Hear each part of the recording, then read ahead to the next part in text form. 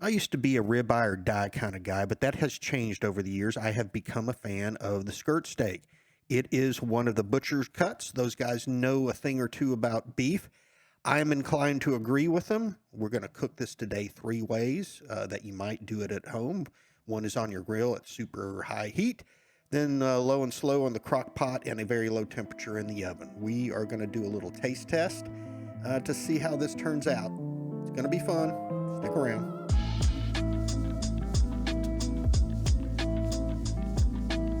For the marinade, we're going to rough chop and combine Italian parsley, onion, oregano, black pepper, red pepper, cayenne, salt, olive oil, and red wine. That olive oil to red wine, 3 to 1. 3 olive oil to 1 red wine. And oh yeah, how could you forget the garlic? So you can see I put about 5 cloves in there, heavy on the garlic. I added about a 1/4 cup of water so I could get the consistency and the amount of that marinade that I wanted.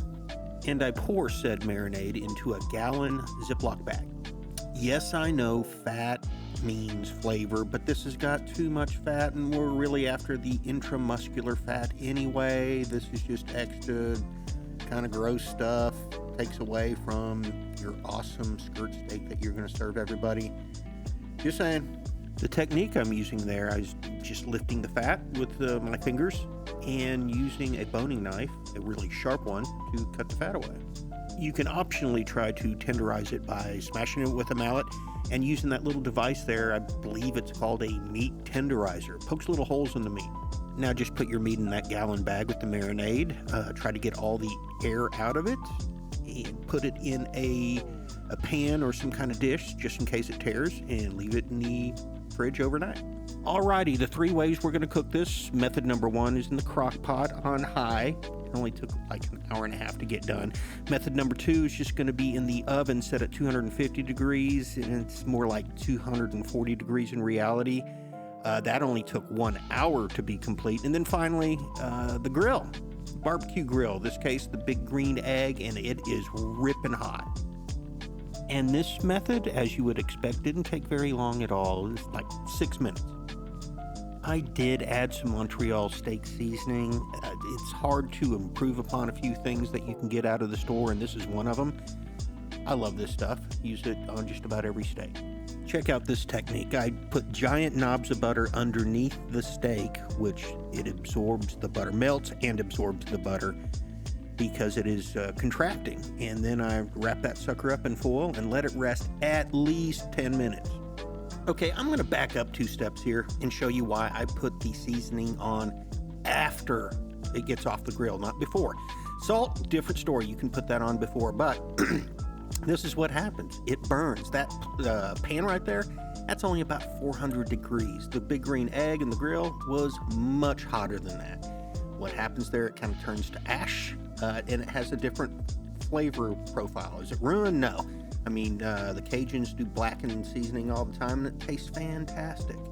This is just a little different. Same thing, but even worse with the Montreal steak seasoning.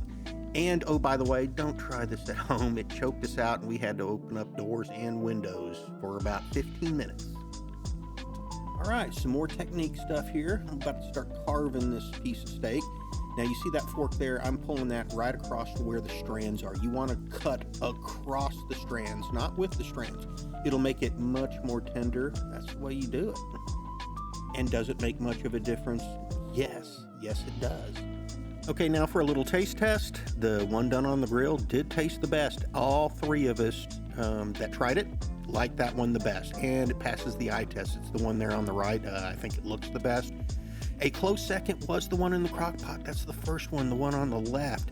Everybody had them pegged that way, 1, 2, and 3, with the one low and slow in the oven getting last place. I do have some thoughts on it.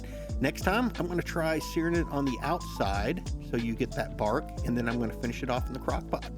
And you can do all sorts of things with this cut of meat. You can make tacos, you can make banh mi, you can have it the way I had it there, just, with refried beans and Mexican rice and guacamole. And that was pretty fantastic. Oh, and one last thing. I can't believe I didn't bring this up earlier. This cut of steak tastes better when it's done medium than medium rare. It's really strange. I'm not the Lone Ranger. Lots of people will tell you that. Okay, back to B-roll. Enjoy.